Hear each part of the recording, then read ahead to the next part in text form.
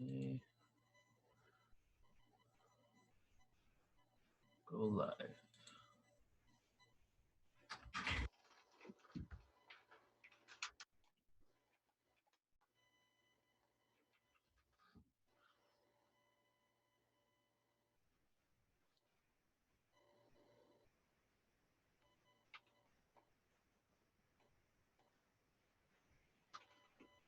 Hello, welcome everybody. This is Neil with Portal to Ascension, and welcome to Awarewolf Radio. So good to be with you all today. Hope everybody's doing well. I am joined here with my friend and co-host Justin DeChamps. How you doing, brother? Pretty good. Great to be here, Neil. How's everything going over on the East Coast? It's pretty good, actually. As some of y'all may know, I'm in Georgia, and Georgia is one of the best states to be in given the lockdown and the coronavirus situation. So people are still nervous. You still see people with masks, but the economy seems to be doing pretty well. People seem to be running their businesses. You can go to the store, no problem. The police are pretty relaxed. So I'm doing pretty good, but I think you're in a much different situation, isn't that Mm-hmm. right? Yeah, it's interesting. Every single state is just so different, right? And some of them, even California, we have one of the lowest rates of actual people that are passing from this. Yet we have one of the most strict policies. I looked at a sheet, like an article that had every single state and what their open policy was, reopening the economy. And California really was one of the only places that had no policy. They were just saying, we're just going to take it week by week.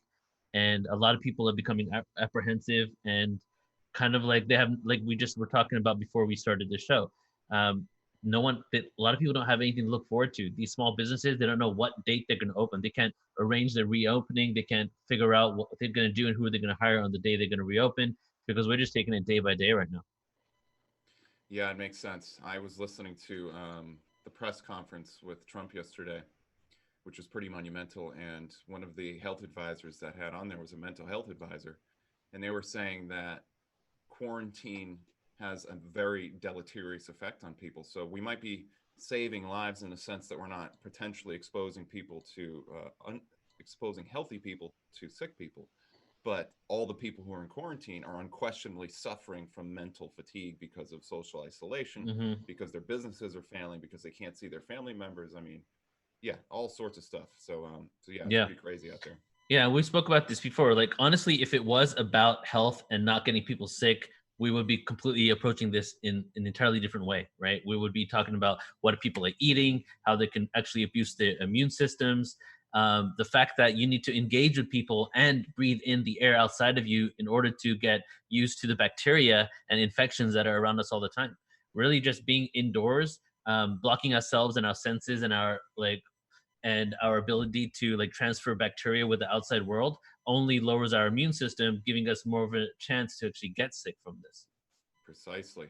Yeah, and we have psychoneural circuitry. So we have a whole part of our brain and organism that's designed to reward us emotionally and health wise for having good social community connections. Mm, And one of the things that happens is when you know that there's another person in your physical territory that you're not interacting with and have like a level of hmm. fellowship with, you literally it increases stress hormones, it reduces positive emotion, it increases oxidative stress, which increases immuno problems. So it's yeah, I mean, as far as I'm concerned, having done more of the research, I'm sure you've seen this. There was a study, I think it was San Diego County, did an examination of all the coronavirus deaths, alleged coronavirus deaths, and they said only 6 out of a 3.3 million population county were actually confirmed coronavirus deaths. Yeah, So what the hell are we doing? I mean, why are we in lockdown? Why is there a quarantine happening? It's yeah, not yeah. about saving lives, it's about something else. Yeah, the more this goes on and on, so many things are just coming out of the woodwork. Many things that people would have considered conspiracy theories so a while ago are just fact now, right? Like they're talking about how this virus was probably created in the lab in Wuhan, right? And this is just mainstream news. And different health care professionals are coming out saying that they were even had to manipulate some of the results, um, and or basically face getting fired from their jobs if they didn't manipulate the results. So what's going on? Is it money involved? Because we know some of these places are actually getting paid per um, patient that they have. We really don't know, but I have a feeling that this is backfiring, just like everything they try to do, and people are waking up from this and realizing not only the world that we thought we were so stable wasn't as stable as we thought it was. But at the same time, those that are supposed to have our best interest in mind obviously don't. You're 100% right. I think, in my estimation, as far as what's happening, looking at people's reaction to all this, every single day that goes by, the self-imposed slavery system, the you believing that the world that they create for us is something that you want to buy into, is slowly disintegrating. Hmm. And people are starting to realize, wait a minute, our elected officials, these people that we put in power, they do not have our best interests at heart. So Yeah. this is, I like to remind everybody, this is the darkest, it's darkest before the dawn. Like, yeah, things are getting really crazy right now, but we're literally witnessing a great awakening. We're literally witnessing a spiritual awakening right here, right now. So it's actually an amazing Mm. time to be alive. Exactly. It's crazy to witness what is happening because the online world is becoming that much more advanced. You know, where all these companies are investing money. Many online platforms are making a lot of money that they're able to upgrade the encryption software, their overall structure, invest in different projects. So I think after this, like the internet and everything available online and people's online presence is going to be much more solid. Many people are in this for the long haul too. They're not like waiting for this to be over. I've seen. We went to Sol and I went to a restaurant. This is the only restaurant like that we know in our area that actually is open, but they have outdoor seating. It's on the mountain here in Mount Baldy, and they have shower curtains around every booth, even though they're not allowed to fit anybody in the restaurant yet. They're preparing for when they can open because that's probably going to be Wow. the first thing is to completely make sure every booth is 6 feet apart from the other one, and then encase it with shower curtains. Oh my Crazy, God. huh? It is crazy. Yeah, well, I mean, it reminds me of what these guys did. The deep state did in the 20s with the Great Depression. I mean, the Great Depression was an engineered event. It created a depression for, I want to say, probably 10 years or so. Mm, And I mean, that had a massive effect on our culture, our thinking. So I mean, yeah. this quarantine might end tomorrow, or it might end, a week, it might end in a month, it might even end next year. But the effect that it's going to have on our consciousness is going to stay with us forever, Yeah, yeah. but in a good way, I think. So Oh, definitely, dude. Back then in the 20s, they've had, and we spoke about this before, the divide and conquer mentality was way more prevalent and way more able to execute because, think about all the racial division, let alone the caste division back in the 20s, right? So many people were on the side of government because the government was backing their views that were anti who they were anti, right? hmm But now we have such unity that they like back in the 20s they wouldn't have thought about giving us all stimulus checks whether you're illegal, legal, or black, white, brown, or whatever, right? hmm Now they're like, oh, we got to give it to everybody. They're even like considering the who's here illegally to give them hmm money as well, right? So right. we can't have a repeat of the 20s no matter what because the masses know that these ones that say that they govern us and control and rule us are the ones that really are don't have our best interest in mind, whereas that's not what it was back in the 20s. Yeah, precisely. I mean, that's what I was getting at, and it sounds like you're hitting the nail on the head, which is that, yeah, the things are getting crazier, and the reason they're getting crazier is because people ain't buying the BS anymore. They're not buying into the Hmm. self-imposed slavery system anymore. So now they're trying to go back to a more overt form of slavery, where they're just like, yeah, you're our citizens, we're Yes. your leaders, do what we say. I mean, look what's happening with all these blue state governors, like Michigan. I don't know if y'all, if you haven't seen that report of the gym that was creating a lot of controversy. What happened was the governor imposed a lockdown, like you see in a lot of places. So people wanted to open up a gym, and they were going to follow the health guidelines, so that people are going to have masks, they're going to do social distancing, they're going to do temperature checks, they're going to do all sorts of things to follow the Yeah. guidelines, right? Well, they followed the guidelines, and the governor wanted to close this gym down anyway. Well, the gym opened up regardless, and had a whole bunch of people to rally to support them. Mm. The police showed up and almost looked like it was going to get really crazy. But then the police said, this is a trip. The police said, listen, you're in violation of the governor's order, but we're here to keep the peace. Have a nice day. Mm. And basically walked away and let the people peacefully assemble. So, I think what we're witnessing right now is like a second American Revolution. Like that spirit of like respectful defiance is Hmm. flowing right now. So, Yeah, yeah. They're saying like you can't do these certain things, but if you do them, your constitution is like goes on top of all of what we're saying. You and the constitution says you have the freedom to do this. So even though we're asking you not to, if you do it, we have to be respectful of that. Exactly. Yeah, that's something I think we all need to keep in mind. It's, as the screws of tyranny get pressed tighter and tighter, the temptation is to buck against the system. But remember, there's the rules of the game, which have sound principles, the Constitution in this case, like divine law, natural law. We don't want to rage against that. What we want to rage against is the usurpers, the frauds, the cabal assets that have taken over these positions and have Hmm. used them fallaciously. So that's something I want to encourage everybody to think about. Don't just rage against the system and start destroying everything. We want to keep the good things, but then take the bad people out of these positions so we can put good people back into them. Yeah, exactly. So, yeah. Beautiful. So yeah, guys. So we have a great show for you today. That was kind of an introduction, but we're going to go into some news articles, and we do have a guest on today, Lucy Delic. I'm extremely excited to bring her on. Just been a friend with her on Facebook for a few months, and I loved her artwork and decided that she would be a great fit for our podcast here, especially because Portal to Ascension, we actually create events, a lot of events on psychedelics, plant medicine awareness, and we have an all-day online conference coming up at the end of this year in December on plant medicine, and hopefully next year in Oakland we're going to be doing a live conference as long as we can do live events by then. But she is a psychedelic artist from the UK and now living in Peru, so we're going to be bringing her on the second part of our show. But what do you say, Justin? We go through some articles right now. Yeah, let's do it. What you got? Well, the first one I have, it's actually related to those who follow Q. So, if you haven't been aware, there's a lot of crazy stuff happening in the political world. A lot of people, Trump is kind of really hitting the whole Obamagate thing pretty hard right now. And so I've been covering this because, I like to cover world events to see like what's really going on. And based on my analysis, I mean, we're literally seeing some really big guns coming out to start poking holes in the deep state. And the people are just like completely enthused about it. So what we have is a Q drop from last week where he gave a 10-week timeline, or I shouldn't say he, the group, whoever represents Q, gave a 10-week timeline. Now, whether you believe in Q or not, I'm not necessarily promoting Q as like gospel and you should believe it, but I'm saying it's interesting, just like any other source. And in this point, is the first week was all about the exoneration of General Flynn. Second week was about unmasking, which happened back in the tail end of Obama's presidency during the transition into Trump's presidency.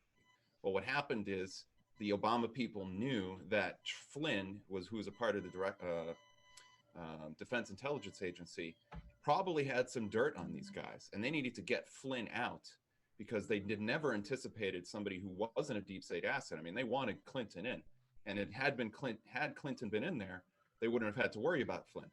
But Flynn, under the president, under Trump, now all of a sudden, given his loyalty to the American people, by all accounts anyway, is going to have access to all these dirt on the deep state. So they need to get him out. So they manufactured this whole case against Flynn, saying that he had been contacting the Russians.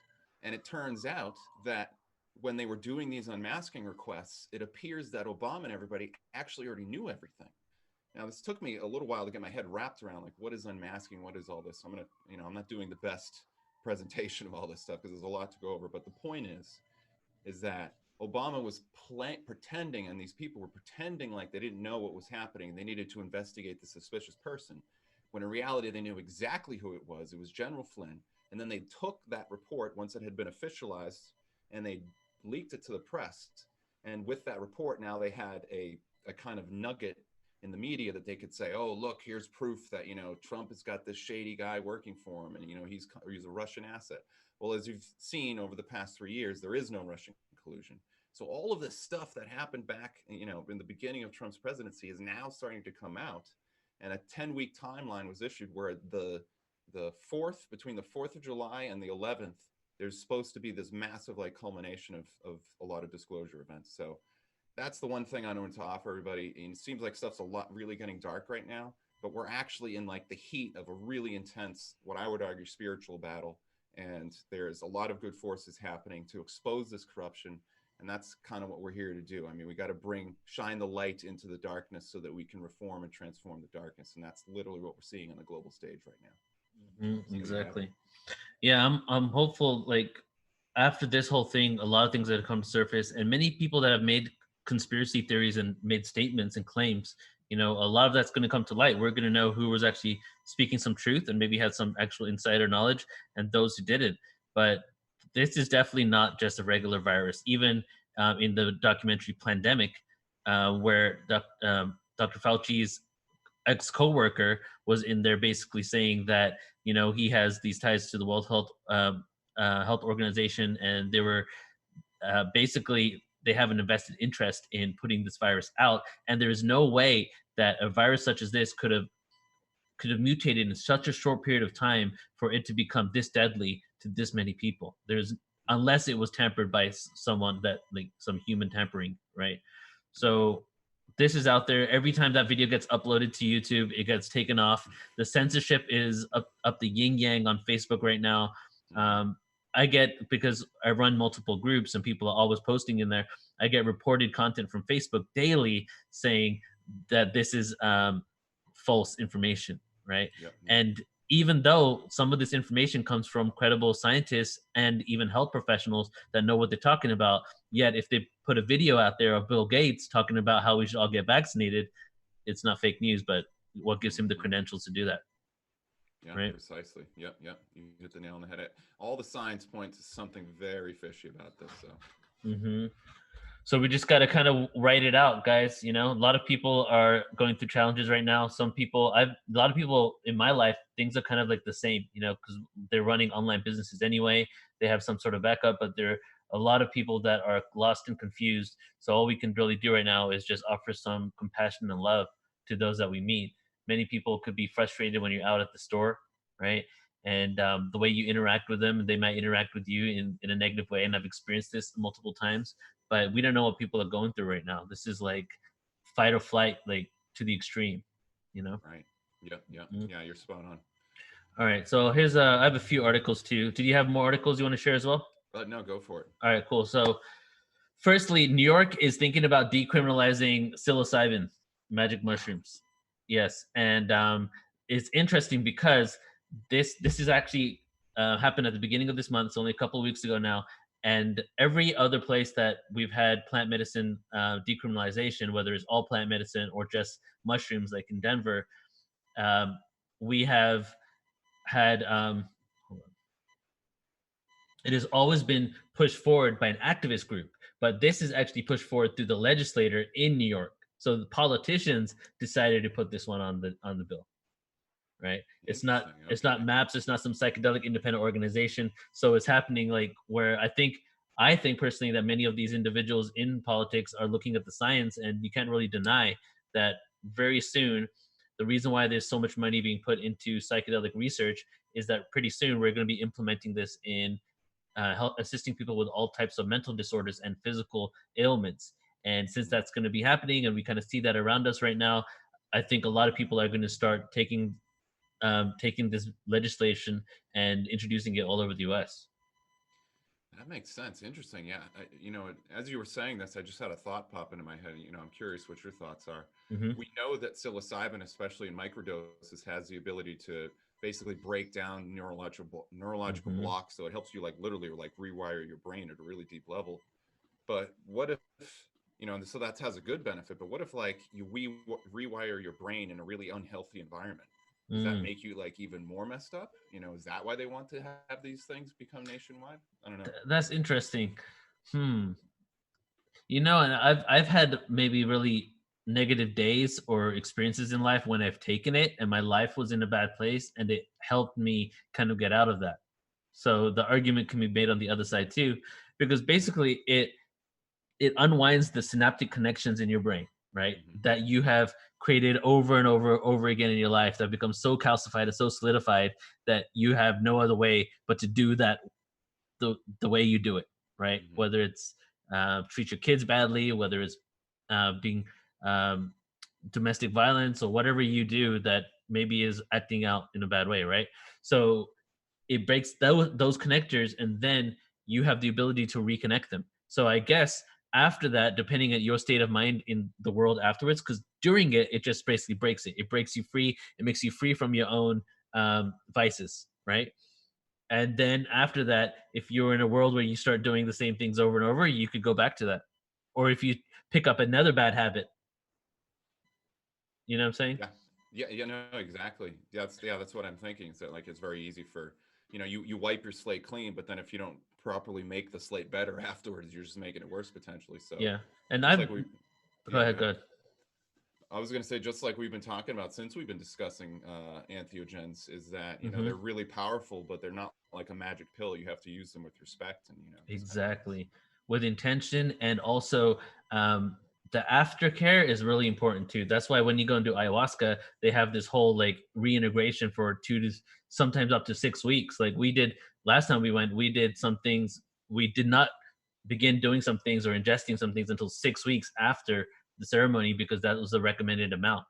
So Mm. if you in some places, like when you go down in Peru, I went to this place called Temple of the Way of Light, and they literally make you sign a waiver that they're not responsible for things that might happen negatively to you if you don't follow their regimen for 6 weeks after you leave. Wow. Yep. Yeah, There you yeah. go. Yep. Hmm. Yep. All right, so moving on. Do you have another one, or should I keep going? I know. Just go ahead and blast it on out. Okay, I'm gonna drill through these. Huge rotating disk seen deep in the universe challenges our understanding of galaxies. Have you heard of this? I haven't actually. Well, actually, oh wow, it's a 3 hour old article, so that's probably why. So, okay, huge rotating disk in galaxy has been found deep in the universe and challenges our understanding of galaxies. The disk was formed 1.5 billion years after the Big Bang, far earlier than predicted by our current understanding of galaxy formation. That such a galaxy could form so early in the history of the universe indicates that our traditional understanding, where galaxies build up in hierarchies, late history of the cosmos, could be wrong. The discovery could help answer the puzzle of over one of the most profound questions in cosmology: how the universe changed from its bland, formless state at its very beginning to the complex, structured web of stars and galaxies surrounding us today. As well as being by far the earliest such disk ever spotted, it is also the most distant ever seen, and it is so far away that scientists are able to see it at a point when the universe was only a tenth of its current age.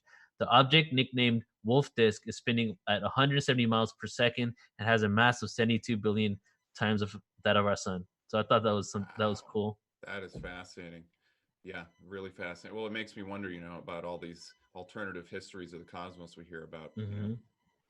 It's so amazing how I mean, we've been basically taught this since we're children, but that when you look into space, the further you look, you're actually looking back in time, right? So they're seeing this disk, and in this local area of space where this disk is, the universe is only a tenth of the current age.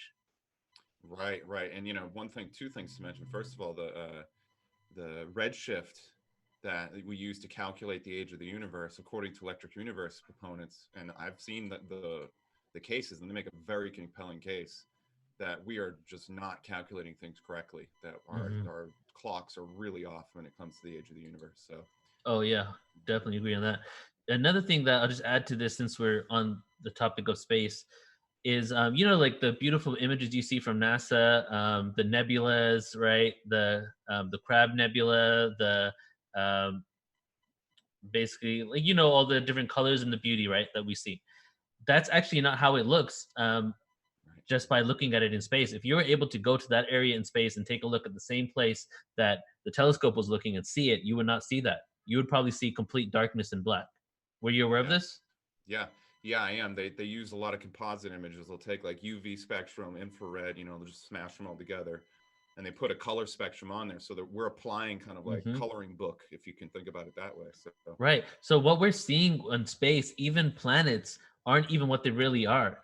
For example, the reason why I got into this in the first place and trying to figure out the coloring of space was I was wondering why so many of the NASA images of different planets, Mars rover, the moon, were all black and white. I was like, we have HD, really amazing cameras. Why don't we just use that? Why is every video and image of Jupiter's and the great big red spot got to be in black and white? And then when I look at the color version of it, it has the initials of whoever did the coloring in the bottom of it. That's how it is, mm, right? So I did some research and I found out that they say that having things in black and white allows them to put the right colors in because the camera can't pick up the colors out in the universe. And when it comes to nebula, most of these gases are completely invisible to the eye. So they look at what that gas will manifest as on the color spectrum, and then they superimpose that color through CGI afterwards. yes, exactly. Isn't it mind blowing? Yeah, It's crazy, but at the same time, I want to see some real. HD quality pictures of just regular cameras of space and have that to look at as well, rather than this world that we dream and see. People astral travel and see the nebula based on the images NASA gave. You know, like that's what they see. Oh But yeah, totally. that's Well, not I what mean, it is. no, you're right. Actually, you saying that made me realize, we all have this capacity for like remote viewing. When you're dreaming, you're going out there and you're exploring the cosmos in a certain sense, but you won't see it as such because when you wake up, you're thinking about movies, you're thinking about NASA images. So you're like, oh, well, this weird place I was just at can't be reality because it doesn't match these imaginary things that you're comparing them to. But in reality, maybe what you're seeing is real. You know what I mean? So, Exactly, yeah. yeah. So that led me into the understanding that maybe there are things out there in the universe that they don't want us to see. Maybe Mars isn't completely red. We're having Hmm. information coming out now that it isn't, and some people like Richard Hoagland have released images that showed it looked like the green trees on Mars, right? Right. So that way, having it black and white gives them more of ability to control the narrative, and also to blur out certain objects and artifacts that they've been finding on these planets that we've worked with anomaly hunters, and Billy Carson has an anomaly hunting organization where they kind of take away the blur, right, and then see that there's actually a metal object or some type of rock there that was probably made by some sort of sentient being. Yes. Yeah. There's a lot of very interesting. Richard Hoagland's got a really awesome, compelling case for that stuff too. I've seen some of his work. So, Definitely. All right, so next article. Touched on this earlier, but I just wanted to kind of mention who it is. This lady here, she was fired for refusing to manipulate COVID-19 data. Her name is Rebecca Jones, and just going to read a little bit from this. The scientist who created Florida's COVID-19 data portal was just removed from her position on May 5th. She was fired on Monday by the Department of Health, she said, for refusing to manipulate data.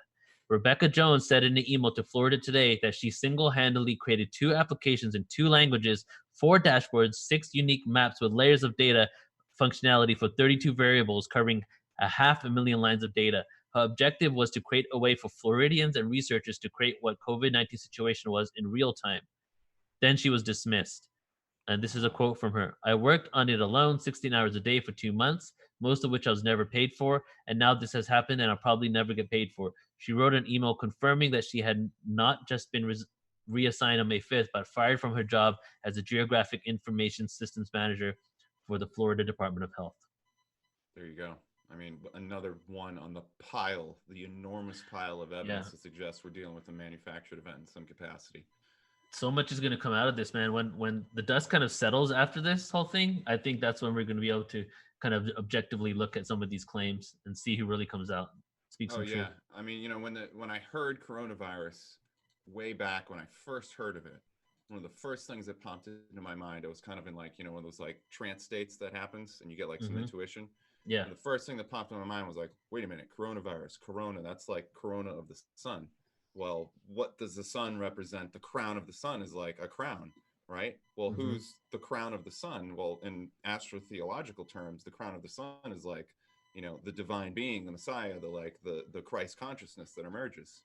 And now it kind of seems like here we are almost 6 months later since the first coronavirus case, I believe, was reported in China.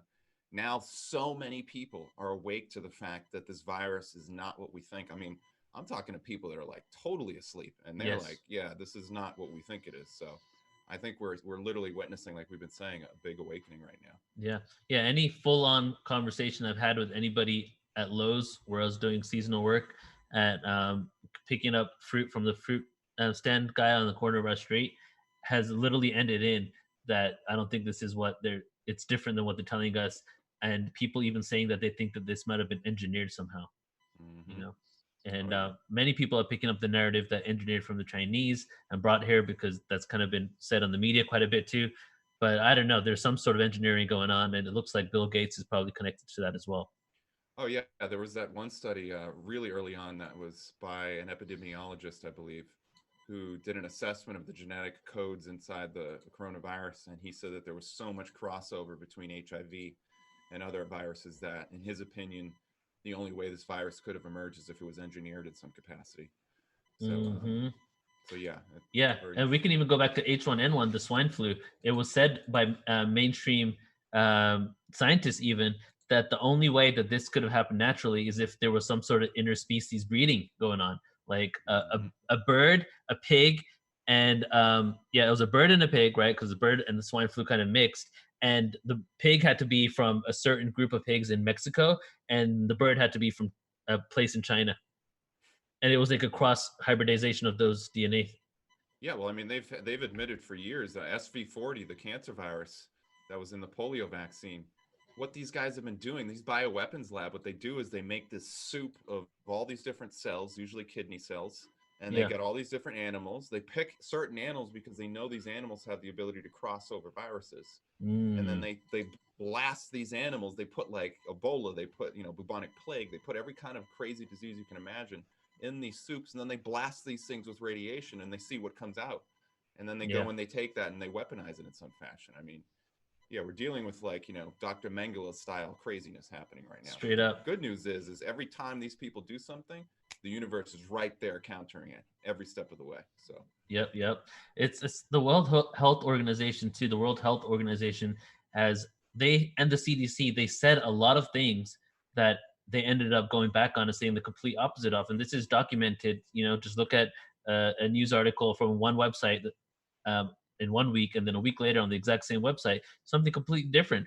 For example, the mask thing. Like they were straight up pushing so hardcore. You do not need a mask. You do not need a mask. Masks do not help. Masks do not help, and now we all have to wear a mask and we're gonna get in trouble if we don't wear one outside, oh right? yeah, yeah, it's crazy. And what does a mask do? It covers up your face. What is your face? Your face is literally the mechanism that your inner child and your subconscious uses to assess your social health in a social situation. Mm, So you cut that off from people, and now people don't have that assessment. And then that part of your brain that's trying to figure out if you're cool with your people is a yeah, little out of whack because it can't see the faces, it can't see smiles. So I mean, yeah, it's straight up yeah, like man. mind warfare, man.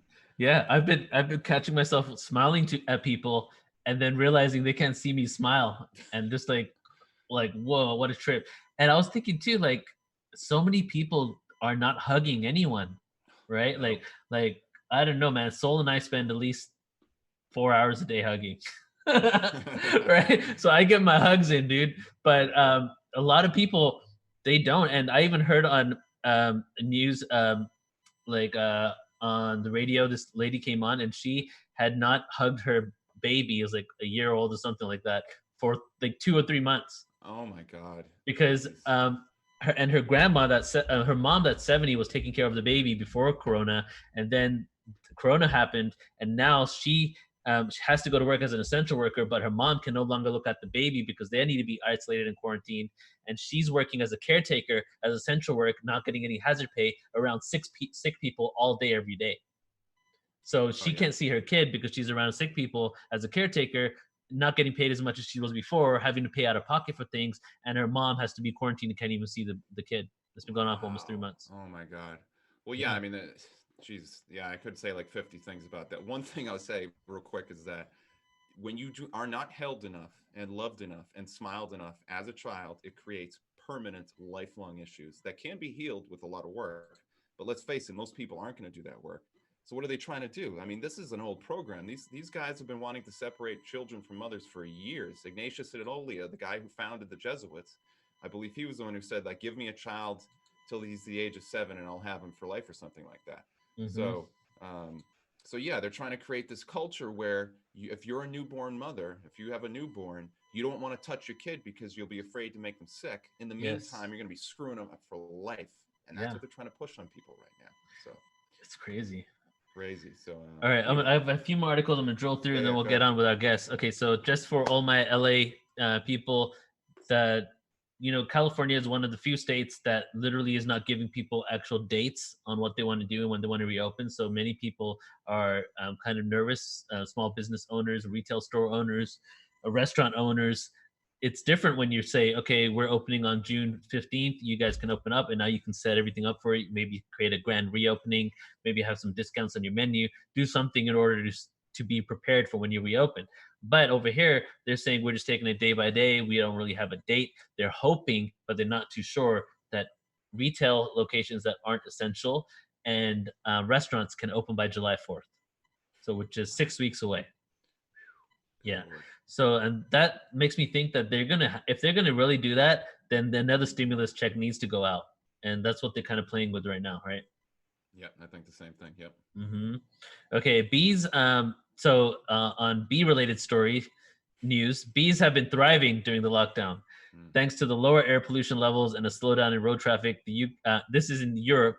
The biggest bee farm in UK has been resurrected, basically. So we've heard for so long that the bees have been dying. So this has actually helped that reset, and a lot of places all over the world. The This shows how resilient our planet is. Like the planet is resetting, air is getting clean just within a matter of weeks.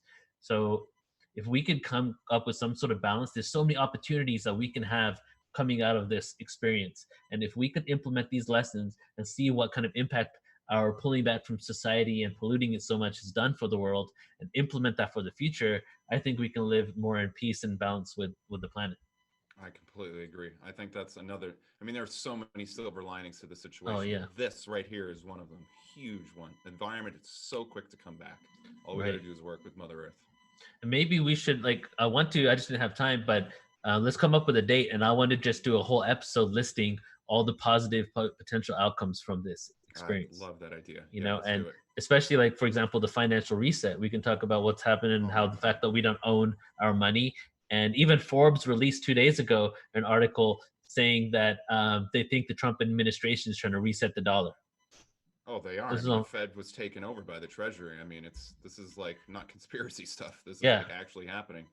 And he's Yeah. been outspoken about the Federal Reserve for a while. And I've been saying for like the last 4 years in regards to my vote in politics that I'm not really going to. First of all, I don't support anyone, and secondly, unless someone comes out and says, "Hey guys, did you know that you don't? The Federal Reserve is just a farce, and the word federal is just there to trick you, and you don't even own your money. It's international bankers that own the dollar."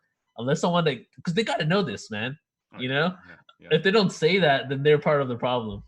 Oh yeah, totally. Or at least they're lying by omission. Well, we Yeah, got a guy who seems to be doing that, so we'll see. right. So, have you heard about the president of Madagascar and what happened with him?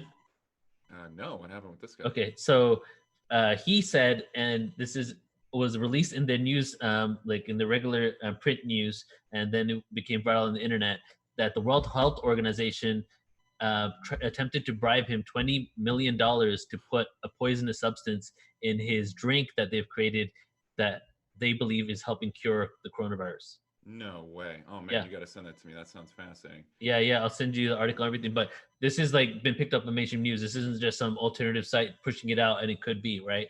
Right. They literally asked him to put a certain chemical in his drink, and now that leads into the next story: is the president of Madagascar has, and his government has created a drink that is an anti-coronavirus drink.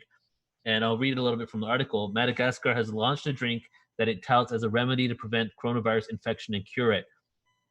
President Andry launched the product in Antananarivo on Monday and drank a bottle of the drink called COVID Organics, or CVO. The country's institute produced a drink from the local plant Armatismia annua, or sweet wormwood.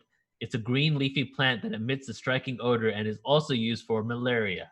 And what a Wow. trip, because Yeah. hydrochloroxyquin, right? that that one is also used for malaria.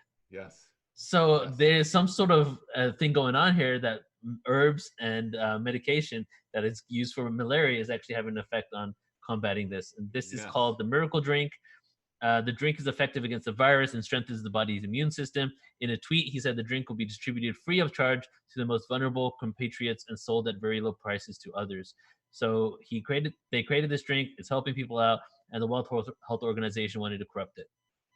Oh, gee. I mean, wow. I can't say I'm all that surprised, but I mean, this is just more evidence that these institutions that we place all our health faith in are just completely corrupt. I mean, look, President Trump has been apparently. This was just released recently. He's been taking hydroxychloroquine for God knows how long. And then, so the media came out and was like, oh, see, he's so irresponsible. This is an unproven drug. That is totally lies, like complete Yeah. BS. Hydroxychloroquine has been around since the 40s. They've been handing it to active military as a prophylactic or preventative for years. So I've heard a few people send me emails and talk to me about various reports that they were in the military taking hydroxychloroquine during their entire tour of duty, their entire service for years without issue. Wow. So, yeah, I mean, just Right. writings on the wall. And when the article came out about that medication, they were saying that this drug has had great results in Europe and has actually helped with people, and the results even say cured people of the coronavirus. And but then it followed that with, but the FDA has not done their own testing, so they doubt it. So Right. what you're saying is that this has actually given good results, and all the results you got before it came to the US is that it's actually assisted. But because you haven't done any of your own tests on there, you're saying you doubt it even helps at all, and you haven't Yeah. even tested. Oh man. Yeah. I mean, there's Too many holes it, in the story. so many holes. Yeah. Just one little point I'll throw in there because I know we got to get through this, but Rockefeller medicine. I mean, what the you got to realize that homeopathy and all these natural cures were very prominent prior to the Industrial Revolution and right up until the end of the 19th century. So right at the turn of the 1900s. And then they started stripping away all these natural preventatives. They introduced all this toxic food. And what they literally did is they created a situation where people are basically getting sick all the time because we don't have these natural preventatives in our health. So Mm-hmm. of course they don't want hydroxychloroquine. I mean, if people were taking hydroxychloroquine just as a standard aspect of their diet, if we were taking wormwood substances, nobody would be getting the flu. We wouldn't be getting malaria. We wouldn't be getting all these sicknesses that are easily preventable. Yeah, Huge, a lot of huge. people think that getting sick is just a part of life, and getting the flu every year is just a part of reality. But I don't even remember the last time I got the flu. It's got to be at least 10 years. Right, That's only right. because I only really remember the last 10 years, because that was when long up it with Seoul. Before Seoul, there was nothing. Yeah, you just crawled out of the ground right at Yeah. the. So like, you don't need to get sick. Just take the right supplements, right? Like, Oh yeah, boost your immune exactly. system. Mm-hmm. All right. So what do you say we get into our guest for today? Let's do it.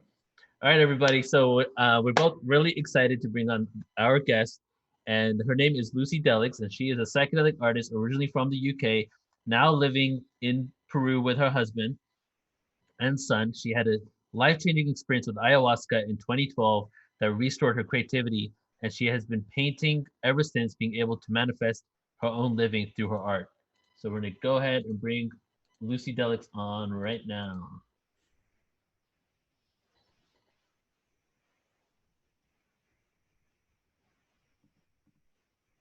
Lucy, you there?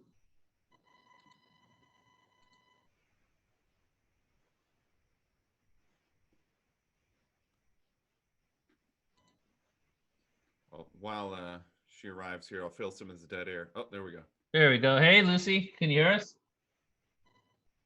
I think she might. Oh, your microphone isn't on. Um, Go to Zoom, go to the bottom where the microphone is, where it says mute. Click that arrow and change your microphone to the correct one. So as we wait for Lucy, guys, do remember we are on Apple iTunes, we are on Spotify, we're on Pandora. So please do check out our podcast there. During the first couple of months of the Corona, we were doing an episode every 2 days, and we had many amazing guests on. We did. Yeah, and those some of the best episodes we got. So, all right. Well, while we're waiting for Lucy to come on, I'm just having a chance to look through the Instagram, which you can find at Lucy Delics, Instagram.com/Lucy DELICKS. And really pretty. I mean, some of the art that I'm seeing here is just mind blowing. It definitely has that kind of shamanic mystic feel to it. You know, somebody who studies the neurological effects of symbolism, I can tell you that some of these archetypes that are represented in these paintings will definitely stimulate some deeper aspects of your consciousness. And it's kind of one of the what we might call spiritual aspects of art. So really Yeah. fascinating. So we're gonna let her set up her microphone right now, and we will continue with some other information. So I'm gonna stop her video and wait till she comes back and here's the microphone. But yeah, the reason why I actually wanted to bring Lucy on is that we speak a lot about psychedelics. You and I both are really into the healing abilities of psychedelics, especially in comparison to pharmaceuticals, and how big pharma has had a vested interest in not allowing these substances to become legalized because of the benefits that they could get and the money that they could lose from this. And due to that, it's taken a long time, but now activist groups are moving towards, and it seems that there are going to be many cities in the US that are going to decriminalize psychedelics. Um, there was an article that we spoke about a few episodes ago that over 100 cities in the US are considering decriminalization of all psychedelics this year. Wow. Yeah. Pretty mind blowing. Yeah, Mhm. exactly. I mean, we know these substances have been around for years. They can help Hello? awaken your consciousness. And yeah, all right. Well, now let's Let's go bring ahead her and on. get our Yeah, we guest hear you, on. Lucy. Okay, cool. Nice to be here. Thanks for having me. Thank you Indeed, for yeah. being here. How you doing? Good, yeah. It's strange times in Peru. It's been martial law for over 2.5 months. We're not allowed to even go for a walk.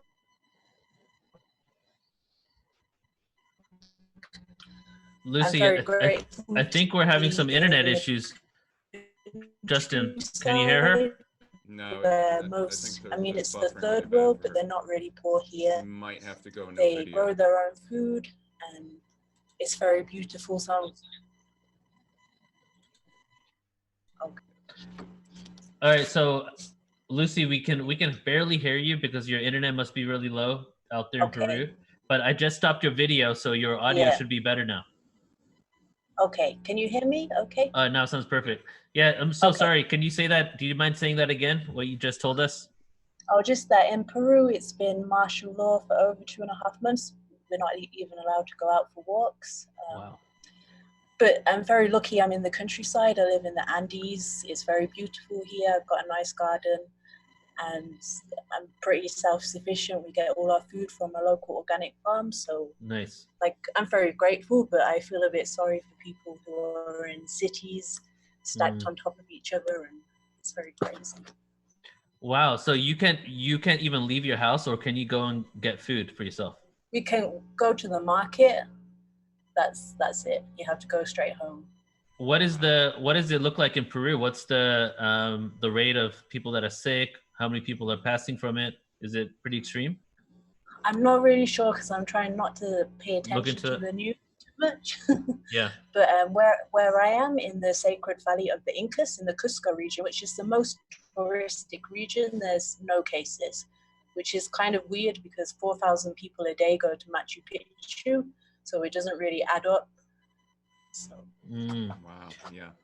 Yeah, that's So- what we've been hearing too. Is that the numbers are just distorted and conflated everywhere. Yeah. So Yeah. so when you say you can't leave, are there like armed like police or military running around, or is it just kind of like Yeah. Yeah, there Wow. are. Okay. Okay. They're everywhere, but they're kind of, it's Latin America. They're there before anyway, and they're quite nice, really. They're quite polite, but it's a bit weird. Oh, I bet. The local people are questioning it, so, and they don't want the vaccine, like the local indigenous people. They're not falling for it. So. Yes, for sure. Yeah, it's strange because the reason why I was asking like what the numbers are is because I spoke to a friend in Australia the other day, and she was saying there's only 93 deaths, but they're all on complete lockdown. You know, Yeah. and this is in 2 months. More people die of DUIs in 2 weeks in Australia than of how many people, and they're still on lockdown. So it's kind of strange. Some countries, I guess, it makes sense, but places like Peru, it doesn't really make sense if you're not Yeah. getting any cases. No, I Interesting. mean there's been cases in Lima. There's been cases in. Okay. I forget the name of the town, but it's somewhere in Peru that literally no tourists go to, and I think they had the highest cases, which is really weird to explain how that happened. But Yeah, here I live in a valley. There's not any cases, and it should be open. The local people here, they're very lucky because they grow their own food, but the jungle regions in Peru, the people that were not long ago living in tribes that have now been kind of forced into a dependency on the system, they're really struggling. Right, of course. Yeah. What do you think, given all of this, that the people down there believe? Do you think that they are not buying the propaganda, or what is your thoughts on that? A lot of them are not buying it, but of course, I think it's like everywhere. There's some people that are very fearful and believe everything and are not questioning anything. Sure. But I think there's just a lot of polarization everywhere right now. Maybe stuff's coming up to the surface that was already there, and now it's in our faces. Yeah. Yeah, for sure. All right, so Lucy, let's get into some of your story. Many, most people, if not almost everyone on our platform right now, may have not heard of you before. And the way I reached out to you was really like almost magical and intuition based. That I stumbled onto your platform. I was already wanting someone that was in the psychedelic world and something different than we usually have on here. And I felt like I was drawn to your energy. So why don't you tell us kind of your story and basically how did you end up in Peru? Okay, so I grew up in Coventry in England. I had a very like working class upbringing where you go to school and then you get a job, but there wasn't any jobs left for my generation. It's kind of called the English Detroit. It used to have all the industry, so it was a very bleak kind of future I thought I was going into. And then my father passed away when I was 15, and then a couple of years later, my mum got lung cancer, and then she eventually passed away. So I was like 20, alone in the world, and I had to like grow up suddenly. And English culture is, I mean, working class people have a bit more soul, but it's pretty repressive. And things like death are a taboo. That there's like no room for grief in the society. And I feel like I didn't go into my grief. I just kept carrying it. It got septic. And I don't know how eventually, when I was like in my mid-20s, I heard about ayahuasca, and something inside was like, you need to save up and just go and drink ayahuasca in Peru. I wanted to go to Peru anyway because I love archaeology. So I saved up, and then in 2012, I went to the jungles of Peru to do a volunteer program to help out at an ayahuasca retreat, and I could stay for free and get the medicine. And my instinct just before I left told me to take some art materials. I'm really grateful I did. And then I was there for 5 weeks, and I went very deep with the medicine. It was very like scary for me at first to kind of get over myself and allow it just to go in there and do what it's supposed to do. And then eventually it did. I had like a death experience where I just completely just died, and it was beyond this reality. I had another experience where like I didn't go into it spiritual. I wasn't brought up religious, but I had an experience where it felt like I was communicating with a higher intelligence. It felt like God, whatever God means to you. It felt very much like the movie Jodie Foster, that she made contact with something and was in dialogue. And at the same time, I was having all these visions, and it wasn't like a voice in my head, but it was this very clear indication that you are an artist. I remembered all my memories of childhood. That's all I used to do. But because the school system I went into, they don't encourage creativity, especially not like a rundown school in the middle of a decaying industry. They just want to create workers, and creativity is something that they don't encourage children to do. So by the time I was 16, I just kind of let go of that, and the psychedelics allowed me to like restore my creativity and just create a new life from that and be an artist. So when I went back to England, I worked in hotels, like cleaning and on reception. I just quit that, and people started to buy art, and it was kind of a struggle at first, but I always sold enough to keep going, and then it just became, my reality became very good. Like I manifested my dreams, and that psychedelics was a tool to help me get there. It didn't fix, it's not this miracle cure, but it's a profound tool to help you see patterns that you need to go away and work on, and where you can improve in life. Wow, fascinating. So you would you say that you had like a complete transformation of who you are, your identity through these experiences? Yeah, I mean, I'm still me, but it's very hard to go back to being like a slave once you've like broken through that. I mean, I tried to go back and I was like, I can't, this is nonsense. And I came back to Peru, not just because of the medicine, but just being around a people that they were not fully enslaved yet. They were like, they were still very self-sufficient. They were still had a lot of their old traditions, and they like looking at the people here just going about their business with their families. It's like they were human, and I forgot what it was like to be human. That Wow. makes a lot of sense. Yeah. So were you an artist before? You said around 16, you kind of like your creativity, you kind of checked it out for a bit, or something happened at age 16. So were you creating art before, or was it after your ayahuasca journey when you started creating? After ayahuasca. So you never painted before that? I mean, when I was a kid or teenager, yeah, but it wasn't something, I just assumed that art was for like fancy people that went to art school. I didn't realize that creativity is in everyone. I just didn't think I was good, really. I mean, I knew what people used to tell me I was good when I was a kid, but I didn't have much. The school didn't encourage that in me. Well, yeah, because I know a few people actually. I don't know if you know Peter Sterling, but he's a harp. He plays the harp. He lives in Sedona, and he had a psychedelic experience. And when he came back from the psychedelic experience too, he started creating art. And then a couple of other of my friends as well, like literally became like not just regular, like just they just started drawing and doing art afterwards, but like epic world-renowned artists just from going and having these psychedelic experiences, because it basically allows you to remember what you should have known all along, is that, you know, it's not that some people are gifted and other people don't have the gift. We all have the gift. We've just created these layers and these barriers and these walls that have blocked us from tapping into our gift.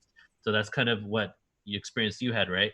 Yeah, I absolutely agree with you. And I think that creativity, there's a lot of talk about integration now, but like we're trying to, people that my husband works at Arcana Spiritual Center. It's an ayahuasca retreat in the valley. And we go there now for the integration talk, and we just really try and emphasize that, just try and do something creative after this, because that, like meditation, that will take you to the same place. It will keep you connected to the experience. For sure. Yeah, the integration and the preparation, I feel, gave me as much healing as the actual experiences, especially because like for example, first ayahuasca journey, I hadn't stopped smoking weed for quite some time, and I had to stop for 2 weeks, and I was smoking all day every day, and I couldn't drink coffee, and I was drinking coffee quite a lot back then. So having that like kind of like check mark, as in like you're able to self-discipline yourself before you go into it, you set the intention, and you're basically talking to ayahuasca and saying, hey, I'm actually committed to this. I'm cutting out things that normally are hard for me to do. Yeah, because people need to understand that preparation is really important too. And I think for the year leading up, I kind of became vegetarian and ate organic. I grew up in like with supermarket food, but I became very conscious. I was living in a national park in England, so I would go and hike all the time, and I prepared my body as much as I could to receive this. So preparation and integration, are really key. A lot of times, like I've talked to people that have done had a spiritual, like a psychedelic journey, mostly ayahuasca, and the animals will literally be like, please don't eat me. Like chickens and cows. And then for a while, like we're like, oh yeah, you know, you shouldn't eat them because they're saying don't eat them. But then I was like, if you could talk to any animal, what's the animal gonna say to you? So like, don't eat me, bro. So that it helps you like break all those down. Like my wife and I went to Ridmia in Costa Rica on January 2nd of this year. We're there for 4 days.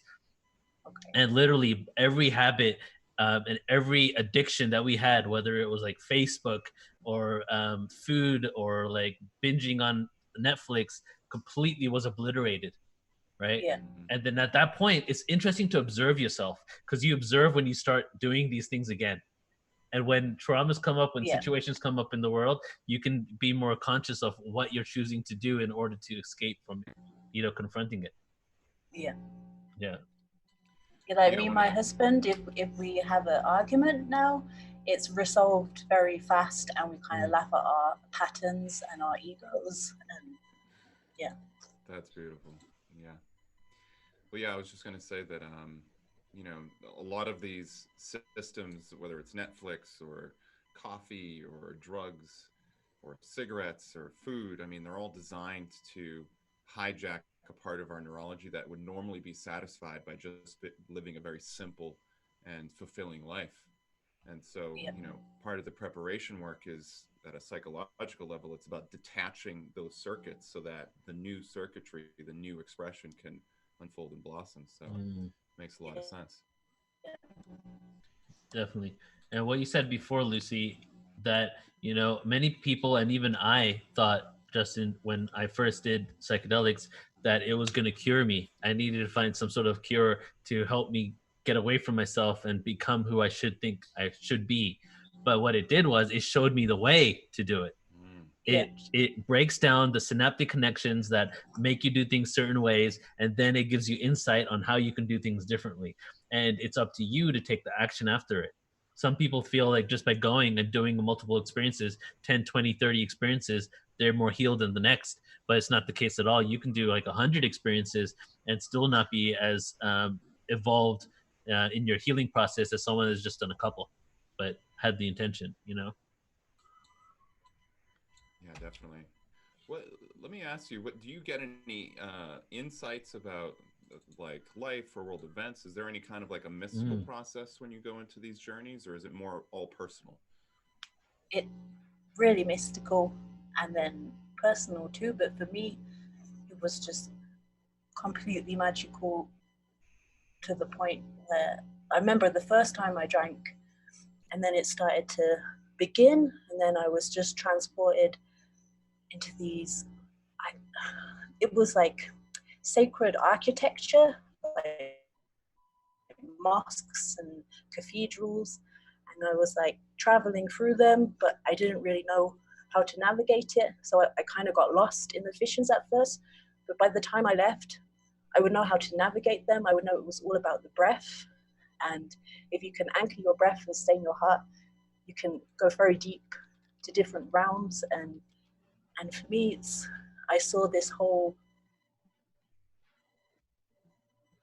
ride that I'm on, that it's just a ride of experience to experience this material realm, that it's been kind of hijacked by kind of the dark force for a while. The epic battle between good and evil that's been going on throughout the ages is very real. And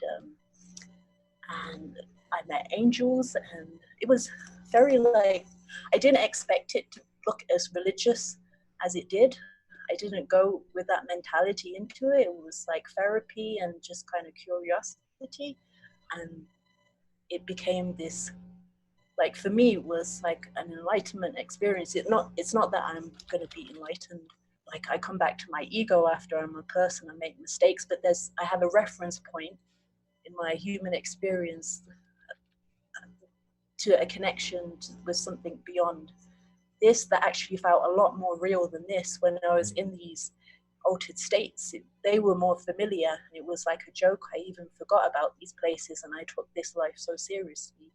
Mm, And I think for me, psychedelics are really a key for like understanding consciousness, for maybe connecting with different intelligence. Like, I used to be into UFOs and stuff when I was younger, but after psychedelics, I'm not so much interested in finding a UFO outside of myself, because I feel we have the tools inside ourselves to connect to intelligences and stuff like that.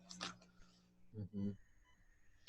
There are many different experiences, Justin, just to add to what you were saying as well, that people have all types of experiences, right? And like the amount of stories that I've heard that are so unique and different and just out there, like the things that people see and experience. But there are a couple of things that many people had similar experiences, and this is what kind of gives a lot of these experiences more credibility is that a lot of people are having similar beings interact with them.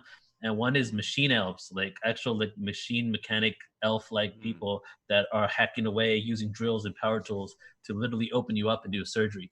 That was happening a lot to people. Wow. And then many people also have saw a lot of mantis beings.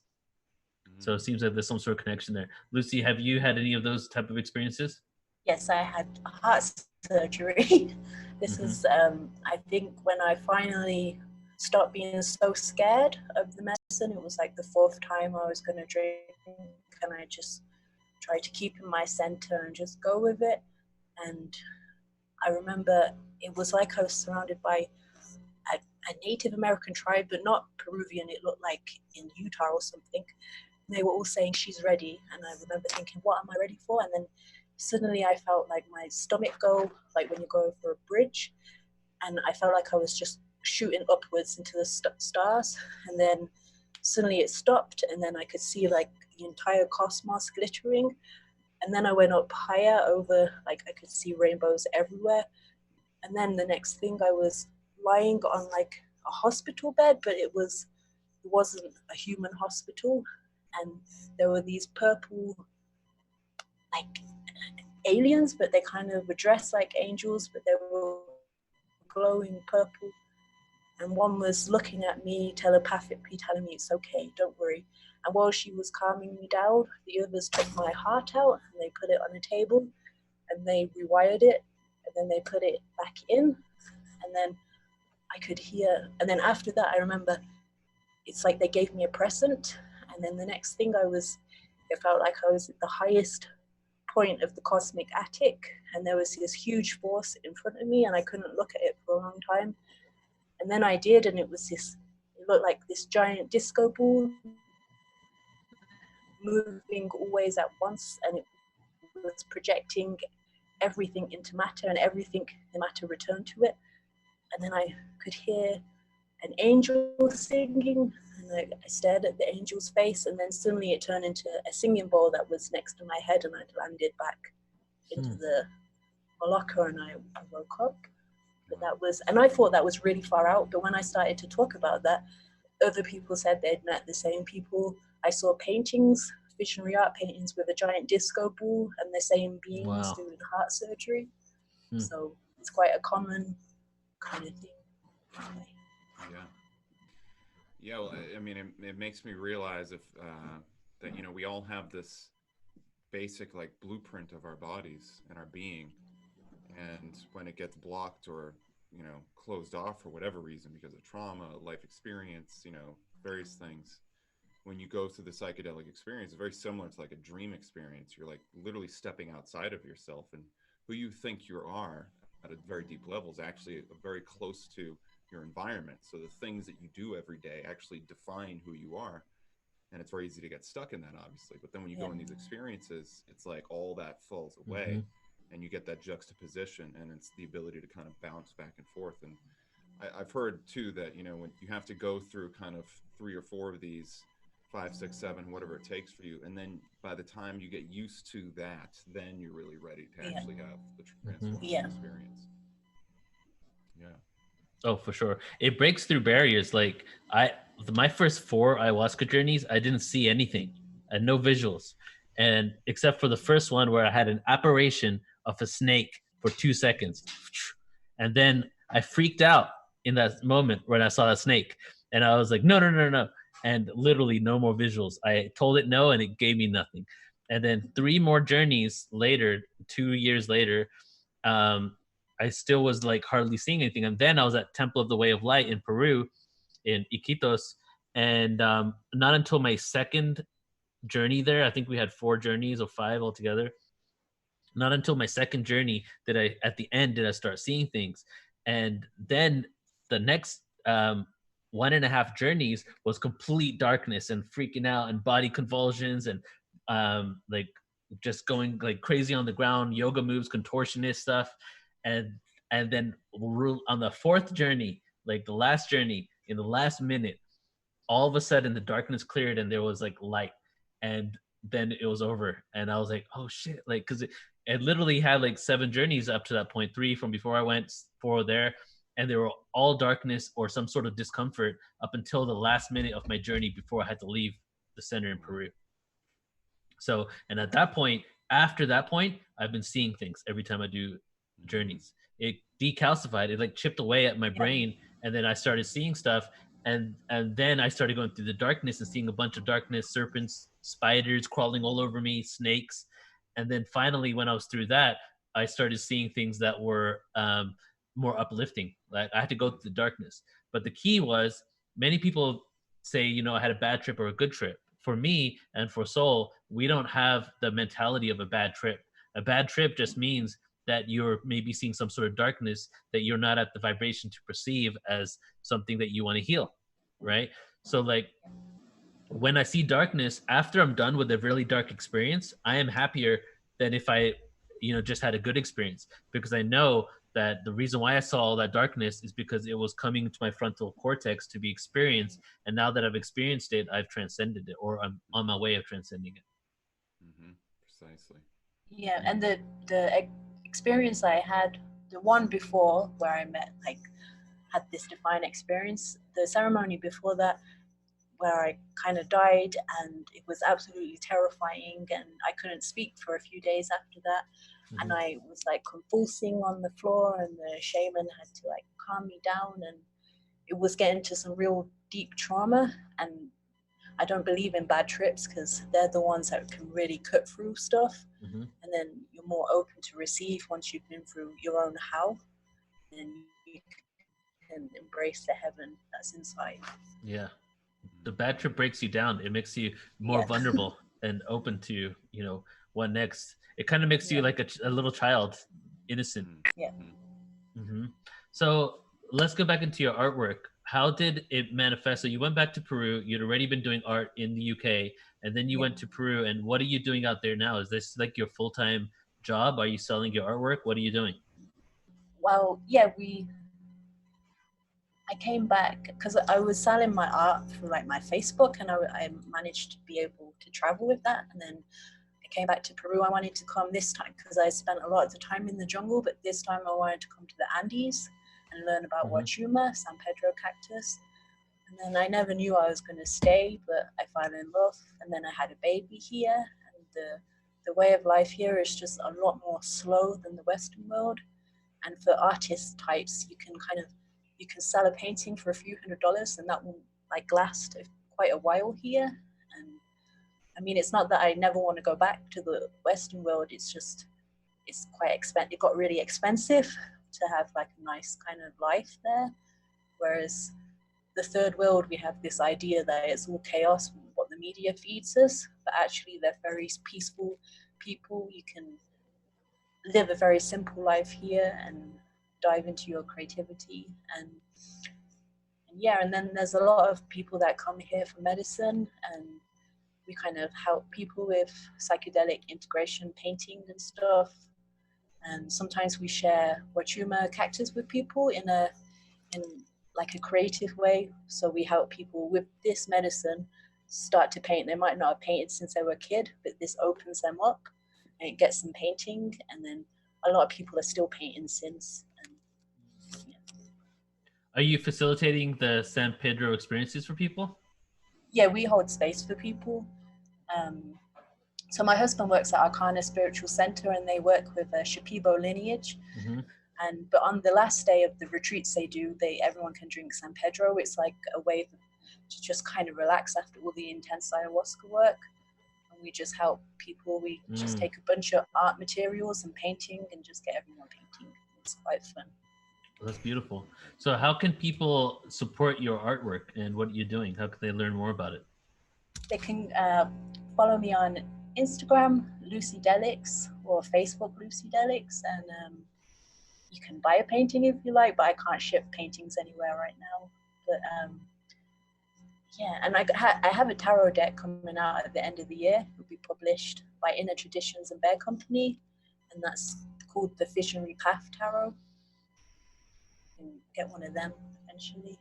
Are you having any like, how has the virus affected you, like from you and your work? Are you guys okay over there? Are you able to still do your work? No, so the retreat's closed. So luckily there's a nice boss there, and he's kind of paying everyone still. Wow.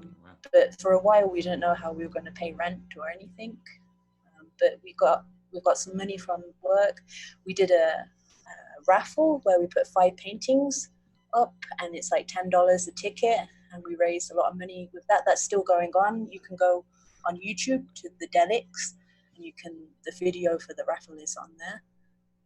I think we'll be okay. It's not a very expensive place to live. I'm a bit worried about Peru. It does depend on international tourism, so the whole economy depends on like people coming here. So not sure. I mean, I feel at the same time people are really waking up, and it's going to be okay. Like, we're going into a beautiful future. It's just this bit is a bit painful for some people. Right. Well, I don't know if you've considered doing Teespring or anything like that, but there's all sorts of online services where you can't sell the art piece directly, but you can sell, images of the art piece, and that might be a good way to help out with, funding and things. And I'll check that out. Thank you. yeah, and it leads me to my last question here, which is, as I'm looking through the art, it seems like there's a pretty common stylistic element, and I wanted to ask you, one, is the style coming from these visions, and two, would you say there's any kind of like what we might call like consciousness keys or healing effect? Like, if you just look at the art piece, are you absorbing some type of energy that can affect you at a very deep level? I believe so. People have told me that see the paintings in real life. And my husband, he's an artist too, a similar story. He was heavily on heroin, and then he came to Peru 7 years ago, restored his creativity. Same with, we get these comments a lot. And I think the style, I mean, some people say, oh, it looks very like tribal and aboriginal, but I think it's just because I'm not so much in my head. I'm just kind of letting the creativity flow, and it comes out very archaic in a way. And yeah, I just think it's like the art world in like the machine Babylon, whatever you want to call it, it's become just very ugly, and it doesn't speak to people, and it's just a lot of pretentious people just making a lot of money out of nothing. And I feel like visionary art is coming at a right time where people need to like see beauty again. When they see art, it needs to speak to people again. Yeah. Oh, definitely agree 100%. So to let everybody know one more time, we have people in YouTube and on Facebook asking where they can find out about the retreats that you do, and then also where they can support you. Okay, so it's Arcana Spiritual Center Peru is where my husband works. They have a retreat outside of Iquitos, and they have one here in the Sacred Valley, because sometimes the jungle is a bit intense for people. It's also nice to be in the mountains. And so if you come to the retreat that's in the Sacred Valley of the Incas, we'll be around helping with Huachuma and just facilitating to hold space. And if you just pass through Peru, if you go to the Cusco region and you're in this area, just get in touch with me, Lucy Delic, because we also open our home up to people that want to drink Huachuma and paint. So yeah, just get in touch. A lot of people get in touch with us. Sounds amazing. Lucy, thank you so much. Really, really glad and happy that you came on. And Sol and I, my wife and I, will probably be in Peru within the next year to 2 years. So when we come down there, we would love to come see. We went a lot of places, but Cusco we didn't have enough time to go there. So we'd really like to come. It's incredible. Yeah. There's a lot of crazy archaeological sites that you cannot explain. Oh yeah. Yeah, that's what I'm all about too. Yeah. Lucy, thank you very much for having me. Thank you. Yeah, thank you. Really Lucy. appreciate it. You. Be well. You're very welcome. Justin. Okay, take care, Lucy. You too. Ciao. Bye. Oh, well, what an amazing soul that has brought forth such amazing work. I mean, if you guys haven't checked it out, go to Instagram /Lucy Delic. And yeah, I've been the whole time I've been, on the interview, I've been like scrolling through, looking at the paintings, and I can feel the effect in me. I know, because of the psychology study Mm-hmm. as I do, that it has an effect, and she's tapping into something here. There's something really powerful. So definitely Yeah, check it out. definitely, and do support them. As she said, her, the retreat center's closed down.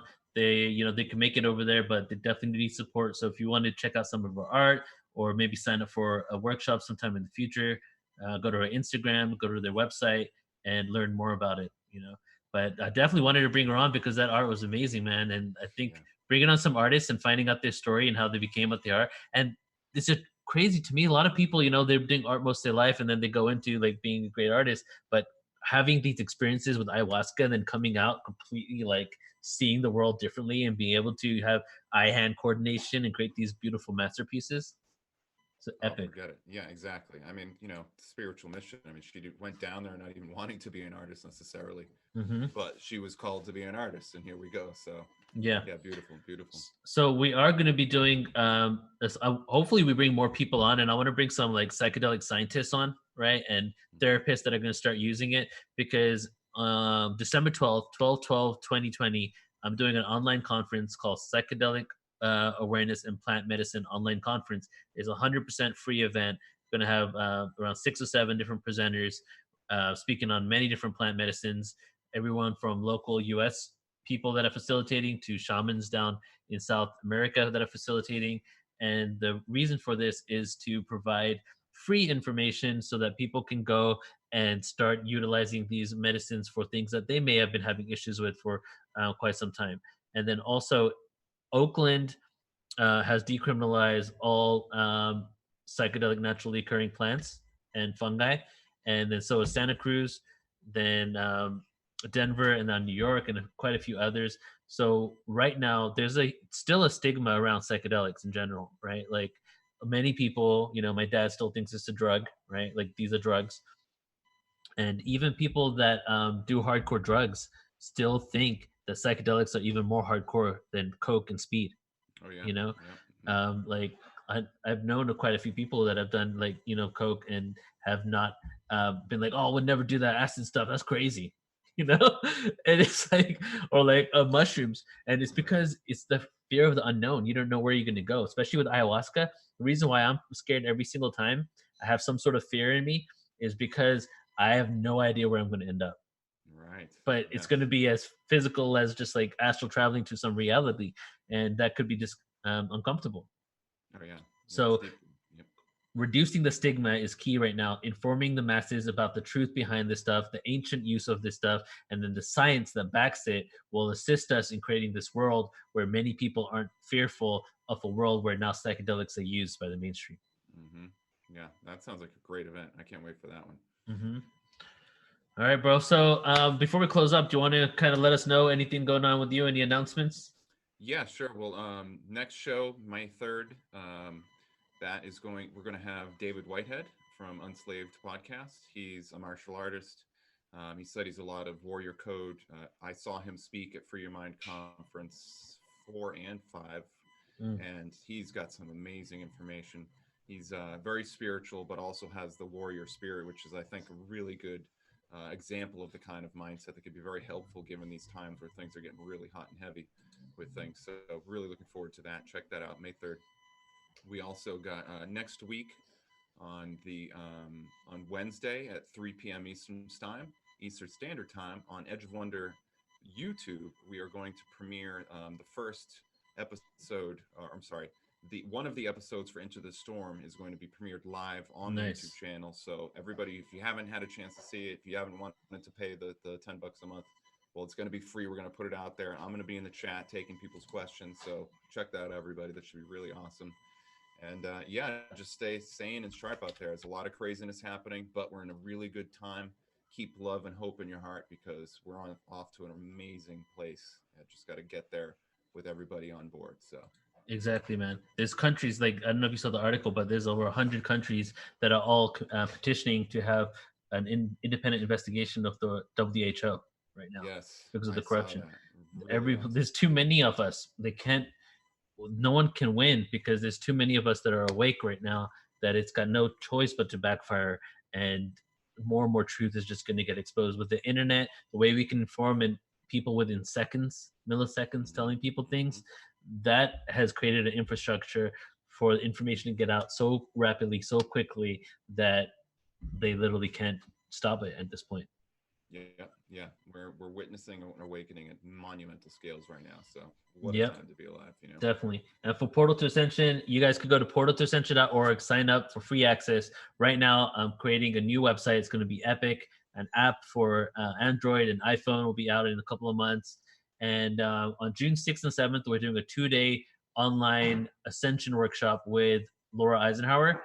And you can go to our website, online events. It's the first one up there. There's 3 payment options. You can either pay the 55 to spend 7 hours online with Laura over that weekend. You can pay it forward for someone else to attend, or you can attend for donation, or you can attend for free. So this event is 100% nobody turned away for inability to pay. We want to get hundreds of people in there. If you want to donate towards Laura, you can. If you can't, then donate, or you can attend for free. And I'm going to be doing this every month for the next few months. The following month, I'm going to do a 2-day Ascension workshop with Billy Carson, and then the next one with Trisha McCannon. So that would have been William Henry, Laura Eisenhower, Billy Carson, Trisha McCannon, 2 days every single month.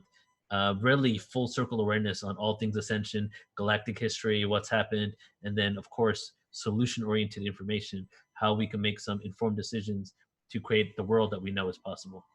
Beautiful. Wow, that sounds amazing. Excited for it, bro. Great Justin, stuff. good conversation, man. I appreciate you, brother. Much love, Neil. Much love, everybody. Stay safe out there. Be well, be blessed, and we'll see you on the flip side. Take care, everyone. Bye.